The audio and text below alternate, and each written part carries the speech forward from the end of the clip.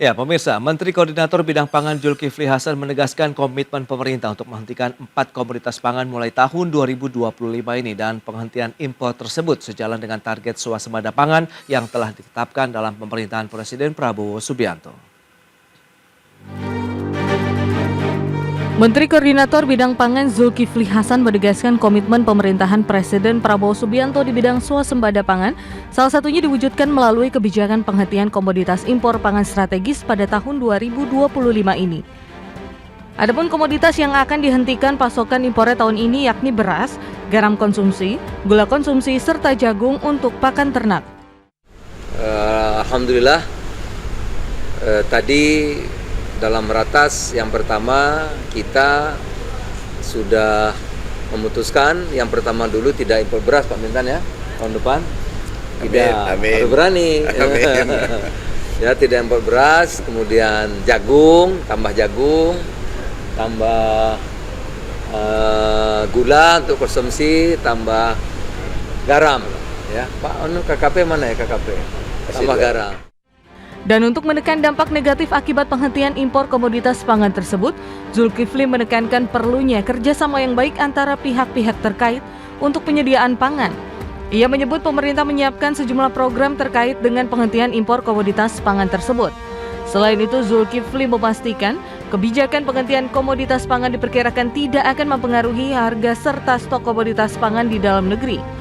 Zulkifli menegaskan akan terus bekerja keras dengan berbagai kementerian dan lembaga yang membidangi pangan untuk terus berkoordinasi sehingga bisa mewujudkan swasembada pangan sesuai yang ditargetkan Presiden Prabowo Subianto dapat tercapai di tahun 2027. Jakarta, Tim Liputan IDX Channel. Ya, pemirsa, untuk membahas tema kita kali ini, efektivitas larangan impor komoditas pangan strategis, kita sudah tersambung melalui Zoom bersama dengan Profesor Dwi Andreas Santosa, Guru Besar Institut Pertanian Bogor, sekaligus Ketua Umum Asosiasi Bank Benih dan Teknologi Tani Indonesia. Halo Prof. Dwi, apa kabar? Baik Mas Pras. Baik, terima Sehat kasih. Selalu juga. Sehat selalu dan terima kasih atas waktu yang disempatkan. Dan sudah bergabung juga ada Pak Sumitro Samadikun, Ketua Umum Asosiasi Petani Tebu Rakyat Indonesia. Halo Pak Sumitro, apa kabar? Halo, kabar baik Mas Pras. Baik, terima kasih juga. Salam juga untuk Mas Dwi. Mas Mitro, tenun. Baik, nah Prof. Dwi, ini pemerintah berencana menyetop impor 4 komoditas pangan. Tadi disampaikan ada beras konsumsi, gula konsumsi, garam konsumsi, serta jagung nih untuk pakan ternak. Bagaimana Anda melihat kebijakan ini sudah tepat diberlakukankah atau kemungkinan Anda melihat ini juga masih cukup berliku nanti pada saat diimplementasikan? Silakan. Iya. Kita balik ke terkait dengan swasembada pangan ya. Sebenarnya program swasembada pangan ini kan tidak hanya di pemerintahan saat ini ya. Beberapa target swasembada pangan juga sudah dicanangkan pemerintahan sebelumnya. Di zaman SBY, Presiden Susilo Bambang Yudhoyono, kita upaya mencapai swasembada pangan ditempuh melalui program yang saat itu revitalisasi pertanian. Lalu yang dalam ingatan kita sudah barang tentu di zaman Presiden Joko Widodo. Nah, pada zaman Jokowi itu ada program yang disebut sebagai Upsus Pajali tahun 2015 sampai tahun 2017 akan swasembada di 3 komoditas utama, hampir mirip dengan yang sekarang, yaitu padi, jagung, kedelai. Kan hasilnya apa? Hasilnya song kan, tidak tercapai itu yang ada. Lalu kemudian ada swasembada gula 2015 sampai tahun 2019 juga tidak tercapai. Ada swasembada daging sapi tidak tercapai, swasembada susu tidak tercapai. Jadi itu yang terjadi sebelum-sebelumnya. Nah, lalu saat ini dicanangkan oleh Presiden Prabowo untuk swasembada lagi, swasembada pangan judulnya kan.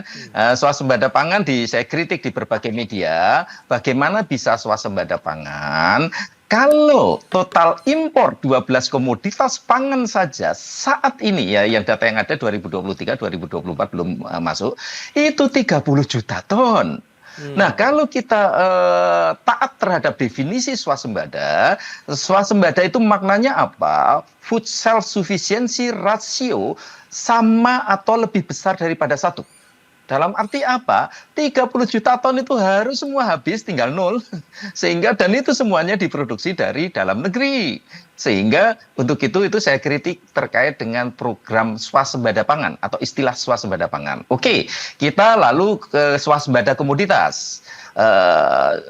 Zulkifli Hasan menyampaikan bahwa kita akan swasembada atau menghilangkan impor untuk 4 komoditas. Oke. Satu, beras untuk tahun 2025 ya. Yang kedua, jagung untuk konsumsi, untuk pakan maaf. Lalu kemudian gula untuk konsumsi dan juga garam. Oke, saya akan lihat satu persatu. Yang pertama untuk beras. Nah, harus kita ingat, kita mengimpor beras kita tahun 2023-2024 itu merupakan yang terbesar sepanjang sejarah selama 25 tahun terakhir.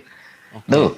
Nah, tahun 2023 kita mengimpor 3,06 juta ton, tahun 2024 kita mengimpor 4,2 juta ton. Bisa dibayangkan. Lalu itu impor yang sedemikian besar itu akan meningkatkan apa yang kami sebut atau yang disebut oleh ilmuwan itu yang disebut sebagai food ratio. Production dibagi penggunaannya dalam arti stock to use ratio. Nah, stock to use ratio di awal tahun 2024 itu hanya 13,3% karena stok awal tahun 2024 hanya 4,1 juta ton. Stok awal tahun di 2025 perhitungan saya 7,5 juta ton yang menghasilkan stock to use ratio 24,3%. Dan dari situ itu stok kita sangat besar. Nah, lalu produksi perkiraan saya pasti meningkat. Kenapa meningkat? Produksi tahun 2024 itu terendah selama 20 tahun terakhir. Sehingga bisanya hanya naik. Oke lah, perhitungan saya kenaikan produksi 3-4% karena iklim normal dan sebagainya. Sehingga kita pasti tidak perlu impor beras tahun 2025. Pertanyaan besarnya apakah ini berkelanjutan atau tidak? Ini pertanyaan yang lainnya. Baik, Prof. Ini itu menarik Mas, ya. Terkait beras, Mas. Itu dia, terkait dengan beberapa komoditas yang memang tadi ada upaya untuk stop importasinya. Nah, Pak Sumitro, lantas bagaimana Anda melihat begitu? Ada 4 komoditas lainnya, termasuk ini di dalamnya adalah gula konsumsi. Apakah ini menjadi satu hal yang memang ditunggu-tunggu untuk bisa meningkatkan produktivitas, daya serap dari mungkin industri gula nasional kita, dalam artian memang ada petani tebu di sana, baik yang memang secara tradisional, begitu petani tebu rakyat dan juga industrinya. Silakan. Terima kasih Mas Pras. Saya berharap bahwa keinginan pemerintah baru, pemerintah Presiden Prabowo saat ini benar-benar menjadi satu komitmen yang dipegang teguh secara konsisten. Oke. Dan tidak ada bahasa politis, itulah. Kenapa bahasa politis? Saya khawatir tahun 2025 tidak akan ada impor gula konsumsi. Nah, jangan-jangan nanti ketika ada lonjakan harga dan lain sebagainya, enggak impor gula putih tapi impornya gula raw sugar misalnya. Ya, kan sama saja. Loh, kita nggak impor gula putih. Semoga ini tidak terjadi. Jadi kalau kita nggak impor gula putih, ya kita nggak impor bahan baku untuk gula putih juga. Itu yang pertama. Yang kedua, kita juga harus mengendalikan, bahkan kalau bisa itu menghilangkan rembesan gula rafinasi ke gula konsumsi. Karena apa? Kita di Indonesia ini menjadi satu-satunya negara di dunia yang menganut rezim dua jenis gula, yaitu ada gula rafinasi untuk industri, makanan dan minuman, dan ada gula kristal konsumsi atau gula yang biasa disingkat GKP untuk konsumsi langsung. Dan ini biasanya kalau sudah pas terjadi, taruhlah keadaan yang udah macam-macam begitu, itu ngerembes gak karuan. Sehingga mestinya kalau ini ada penghentian impor gula konsumsi, baik itu gula putih maupun gula yang merupakan bahan baku atau gula mentah, GKM, atau dikenal dengan raw sugar, itu betul-betul menjadi angin segar bagi petani, karena pasti ada kenaikan harga yang cukup signifikan dan ini menjadikan pendapatan petani akan bertambah. Itu kalau tidak dinikmati oleh produk yang lain, yaitu misalnya terjadi rembesan gula rafinasi. Karena saya melihat gula konsumsi tidak akan impor, tetapi ada impor gula rafinasi ini masih. Bahkan saya belum tahu apakah ini tetap atau bertambah. Jadi impor gula rafinasi pasti dihitung setiap tahun industri kita berkembang naik. Jangan-jangan ini karena kami melihat bahwa pada saat-saat tahun-tahun yang kemarin dan sampai tahun 2024 ini pun kami melihat, petani ini melihat masih ada rembesan, bahkan kadang-kadang itu aliran gula rafinasi yang harusnya untuk industri makanan minuman itu mengalir ke pasar konsumsi kita. Baik. Itulah yang menjadikan harapan ini benar-benar harusnya dipegang, atau komitmen ini benar-benar dipegang secara konsisten, termasuk juga mempersiapkan statement ini. Benar nggak kita ini mampu gitu? Saya khawatir begini Mas Pras ya. Ketika ini berjalan, ini kan persis seperti yang disampaikan oleh Profesor Dwi Andreas tadi, bahwa stok kita ini ada sekarang karena mungkin impor kemarin itu berlebihan. Stok gula kita ini masih ada juga karena impor kemarin itu masih ada, masih berlebih juga. Bahkan maaf, ada rembesan ini juga tidak pernah dihitung menjadi pasokan yang masuk ke gula konsumsi. Jangan-jangan ketika ini nanti diterapkan di tengah perjalanan terjadi lonjakan harga yang itu cukup mengagetkan bagi pemerintah, panik, buru-buru impornya lebih. Langkah antisipasi apa yang perlu disiapkan? Bagaimana kesiapan dari petaninya sendiri ataupun mereka yang berkecimpung dari sisi hulu begitu dari beberapa komoditas yang tadi akan dilarang importasinya, kita bahas nanti di segmen berikutnya ya Prof Dwi. Pak Sumitro, kita akan jeda dulu sebentar nih, dan pemirsa pastikan Anda masih bersama kami.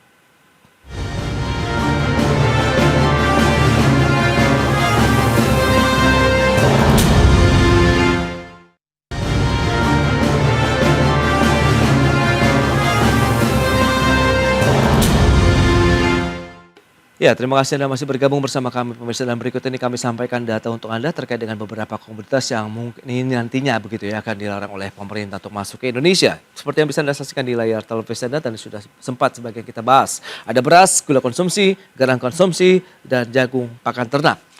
Berikutnya tantangan sektor pangan di Indonesia, itu apa saja sih? Yang pertama ada produktivitas pertanian yang masih rendah, kemudian perubahan iklim dan hama tanaman, biaya distribusi pangan terkait dengan kondisi geografis Indonesia, ada juga gangguan rantai pasokan pangan dan stabilitas, serta kebutuhan pangan yang meningkat seiring dengan pertumbuhan jumlah penduduk di Indonesia.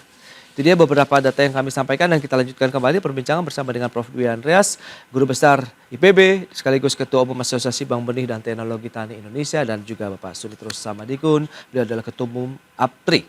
Baik, Prof Dwi, nah dengan beberapa hal yang tadi sudah disampaikan juga, baik dari sisi Pak Sumitro di salah satu komoditas begitu, lantas seperti apa sih kesiapannya kalau memang kebijakan ini jadi diterapkan begitu dari sisi komoditas-komoditasnya? Apakah bisa kita meningkatkan produksinya, kesiapan dari sisi hulunya, petaninya, kemudian jalur distribusi dan lain-lain begitu, Prof?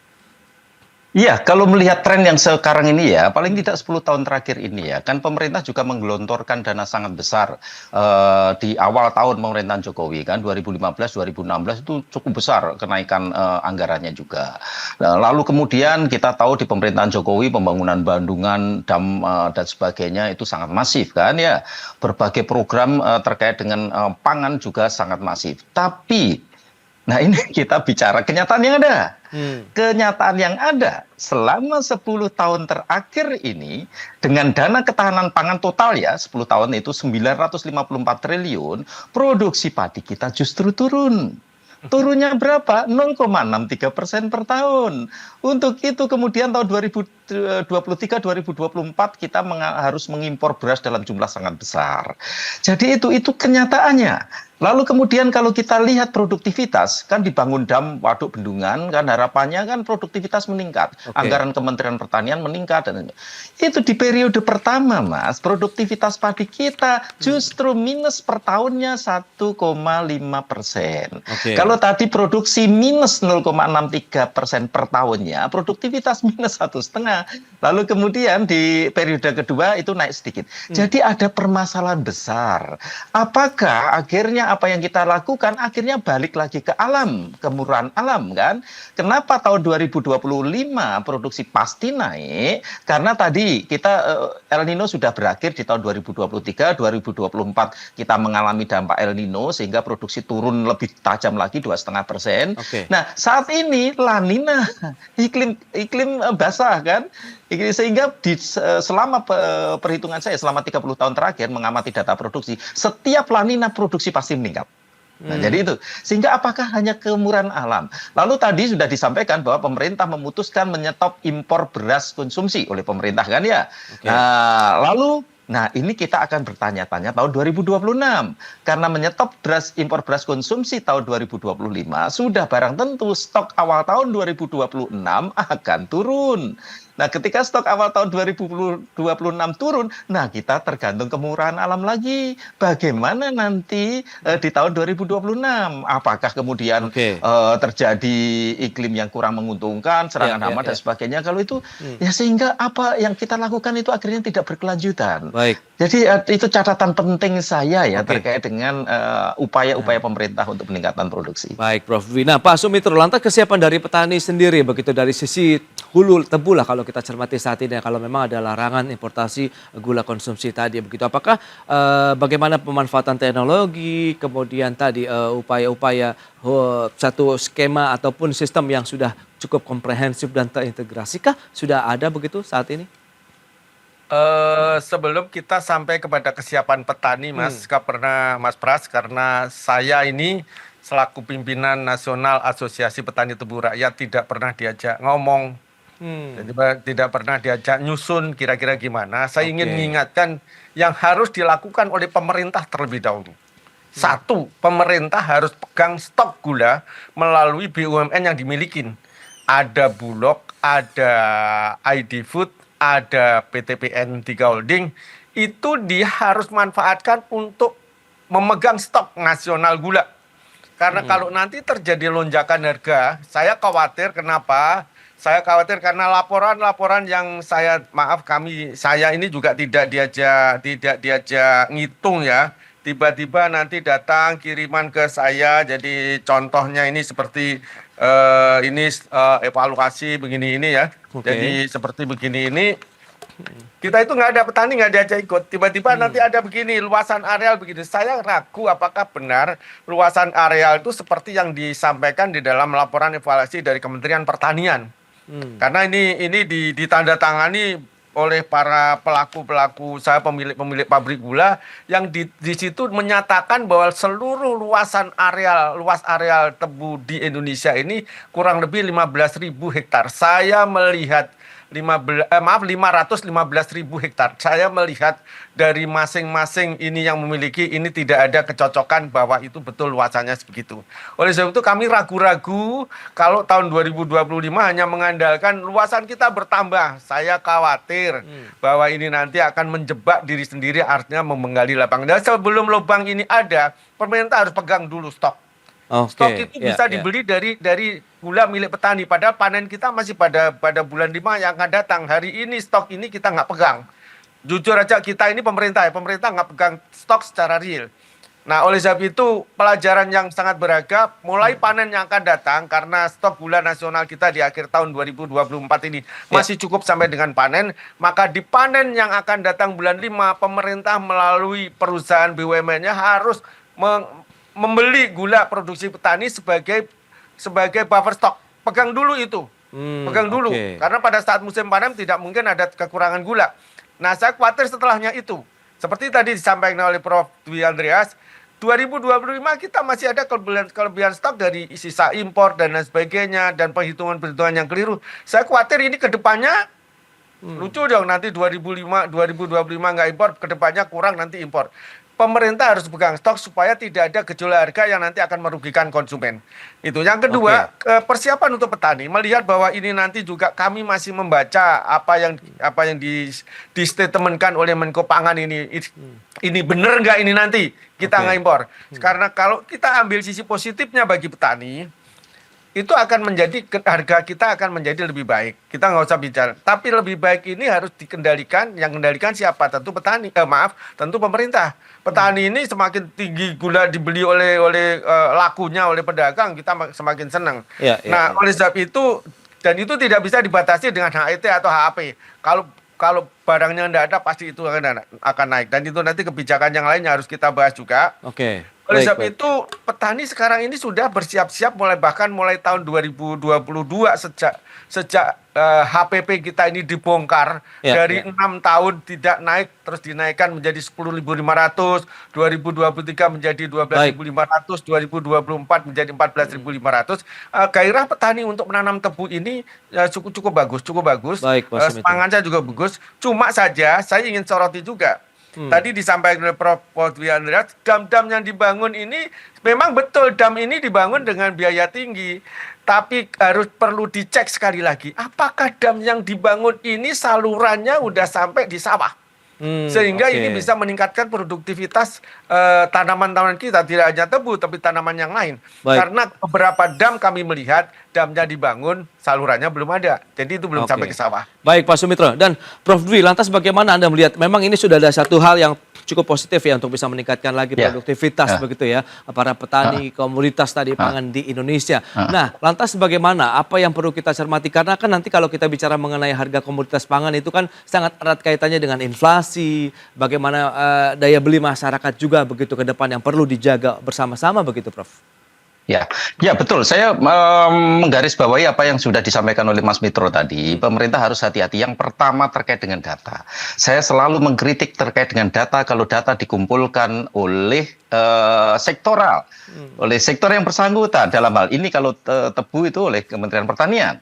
Ini harus betul-betul dicermati. Ketika ada program swasembada gula, maka data produksi itu seringkali di atas kertas. Ini sebagai contoh saja ya, tahun 2019 sampai tahun 2023, itu produksi gula kita naik terus.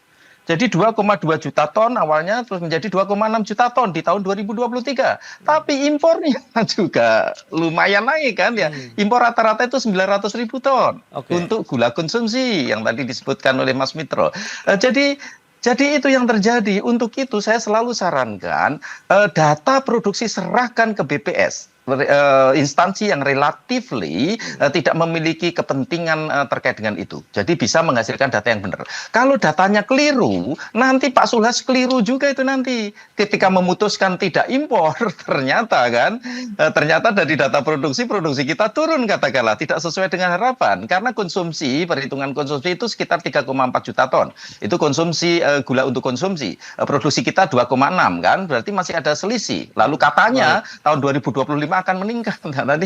Jadi itulah terkait data. Lalu yang kedua Mas, ini yang belum disinggung dari tadi, itu terkait jagung kan ya. Karena kan jagung salah satu sasaran juga. Jagung itu saat ini harus bersaing dengan padi.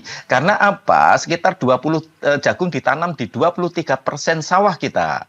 Nah, ketika pemerintah menggencarkan terkait dengan padi, penanaman padi, maka jagung akan tersingkir dari lahan sawah. Ketika jagung tersingkir dari lahan sawah, otomatis kita akan bermasalah di masalah produksi kan. Nah, untuk itu hati-hati betul. Jagung untungnya saat ini produksi jagung ditangani sepenuhnya 100% oleh BPS. Sehingga datanya kita masih bisa meyakini terkait dengan itu. Sehingga kita lihat betul-betul terkait itu. Nah, Pak Sulhas sebenarnya kalau kami baca ya di media, kan tiba-tiba ada wacana mau mengimpor gandum untuk pakan. Ya sama saja. Jadi dalam arti jagung kita hentikan impornya, impor gandum untuk pakan melonjak. Jadi ini yang persis terjadi tahun 2016 ketika pada saat itu dinyatakan produksi jagung kita meningkat 4 juta ton. Datanya nggak karuan itu kan ya.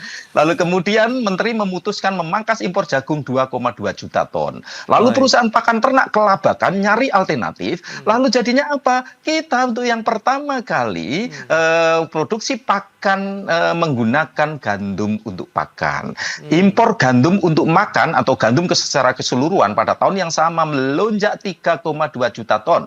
Impor jagung diturunkan 2,2 juta ton. Impor gandum untuk pakan melonjak 3,2 juta ton. Kan ini kan nggak benar, malah tekor 1 juta ton. Jadi itu yang paling penting, data yang betul. Pemerintah harus betul-betul betul melihat produksi seperti apa, potensi produksi tahun ini. Oke. Jadi jangan hanya sekedar memangkas impor, Baik, karena Prof. Dwi. risikonya terlalu tinggi. Itu dia, data memang yang paling utama begitu yang menjadi satu hal yang sangat krusial untuk bisa mensinkronkan dari beberapa komoditas pangan tadi begitu ya, memang ada wacana untuk dihentikan importasinya. Dan semoga tadi ada satu hal yang kita nantikan lagi, bagaimana kebijakan-kebijakan yang akan ditelurkan, konsistensi juga pemerintah untuk bisa meningkatkan lagi swasembada pangan, kemudian bagaimana menjaga juga kesejahteraan tingkat petani ataupun mereka produsen-produsen komoditas pangan di Indonesia begitu ya. Prof. Dwi, Pak Sumitro, terima kasih banyak ini atas waktu, sharing dan update yang sudah Anda sampaikan kepada pemirsa pada hari ini. Selamat melanjutkan aktivitas Anda kembali. Salam Boleh sehat. usul ini Sampai sedikit ini, berjumpa Mas kembali. Prat. Terima kasih Prof. Mohon maaf ini. Baik, pemirsa, 1 jam sudah saya menemani Anda dalam Market Review. Perbahari terus informasi Anda hanya di IDX Channel, your trustworthy and comprehensive investment reference. Karena urusan masa depan harus terdepan, aku investor saham. Ya, saya Prasetyo Wibowo beserta seluruh kerabat kerja yang bertugas pamit undur diri. Terima kasih, sampai jumpa.